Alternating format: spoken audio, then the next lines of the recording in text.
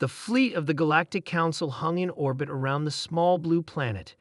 Commander Lur stood on the bridge of the flagship, staring at the view screen with four of his eyes while the other two scanned tactical reports. The humans had been discovered only 3 standard cycles ago, and already they presented a problem.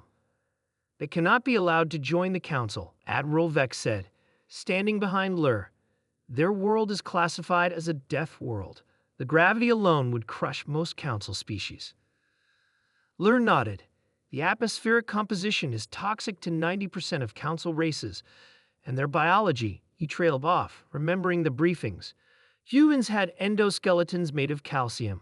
Their bodies contained actual metals, and they consumed chemicals that would be considered deadly poisons on most worlds.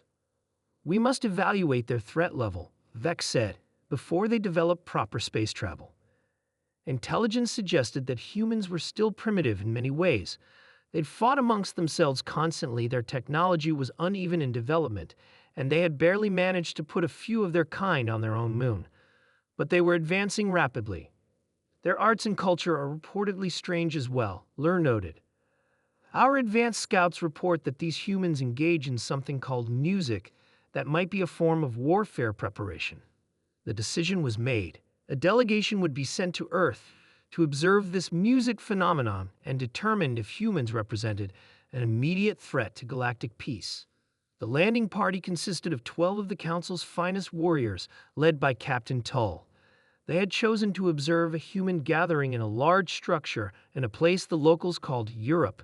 Intelligence indicated this was a major cultural event where thousands of humans would congregate to experience this music together. Remember, Tull briefed his team, our stealth tech will keep us hidden. We are here to observe only. Make recordings of everything. The warriors nodded, their armored exoskeletons clicking softly. Each carried defensive weapons only, as per Council protocols for first observation missions. They moved silently into the massive structure filled with humans. It was called a concert hall. It was filling rapidly with humans of various sizes, colors, and apparent social statuses. The warriors spread out along the upper perimeter of the room, recording devices active. They appeared docile, one warrior reported over the comm link. Many are consuming mild toxins and chatting. No signs of aggression.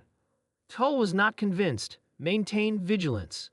The briefing said this music could be a form of combat training or mind control. The lights in the hall dimmed, and the gathered humans grew quiet. A group of other humans emerged onto a raised platform carrying strange objects. Tull's sensors identified some as containing vibrating strings, others as hollow tubes, and still others as stretched membranes. Weapons? A warrior asked nervously. Unknown, Tull replied. Continue recording. What happened next would be debated in council chambers for generations to come. The humans began to manipulate their strange devices, and the air itself seemed to come alive. Patterns of pressure waves moved through the atmosphere in complex mathematical sequences. The vibrations started softly, building in complexity, then growing to such intensity that the very molecules of air became weapons. The council warriors' sensitive audio receptors were the first to be affected. The pressure waves known to humans as Beethoven's Fifth Symphony crashed against the aliens' sensory systems like a physical assault. It's attacking our nervous systems. One warrior cried out, dropping to his knees as the fourth movement reached its crescendo. The orchestral sounds formed patterns that no council species had ever evolved to process. The mathematics of it, the precise frequencies, the harmonics, the counterpoint, all created a sensory experience that the warriors' brains interpreted as dangerous beyond measure. How are the humans withstanding this? Tull gasped, his exoskeleton's shock absorbers struggling to compensate for the vibrational assault. The warriors watched in horror as the humans showed no signs of distress. Worse, many appeared to be enjoying the experience, some with their visual organs closed, others moving slightly in time with the sound patterns. Some even had water leaking from their eyes, whether from damage or some other response. The warriors couldn't tell. When the orchestra reached the final movement, the intensity grew beyond anything the warriors had prepared for. The pressure waves became a tsunami of sound, mathematically precise yet emotionally overwhelming. Retreat, Tull ordered, his voice trembling. We must report to the council immediately. The emergency council meeting was called as soon as the observation team returned to the fleet. They sit there voluntarily, thousands of them, Tull reported, still shaking slightly. The vibrations would kill most council species within minutes. The mathematical complexity alone could cause brain damage to unprepared minds. Admiral Vex reviewed the recordings with growing concern. And this is their idea of entertainment? Yes, Lur confirmed. And this was reportedly a mild example. They have other forms they call rock, metal, and electronic that are apparently far more intense. Some involve rhythms that mimic their dual cardiac system under stress.